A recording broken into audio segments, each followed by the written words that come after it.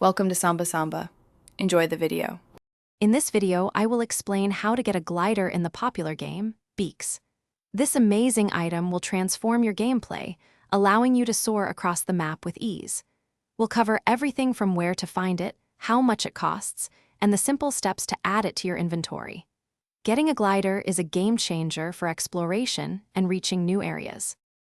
Before you embark on your journey, make sure you have enough in-game currency. The glider costs $2,500, which you can earn by catching and selling various birds.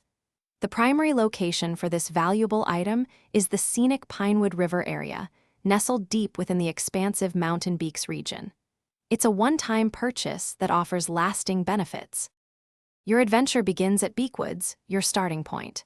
From there, jump down the nearby ditch and follow the path to your left, leading you towards Mountain Beaks. Continue walking uphill until you spot the Mountain Beaks banner. Look for a secret path concealed by bushes, then proceed past Axel the camper. Keep following the Pinewood River until you reach the glider. Once you've acquired your glider, simply drag it to your hotbar for easy access. To activate it, jump from any elevated position and press the designated key. This will deploy your glider, allowing you to soar through the air.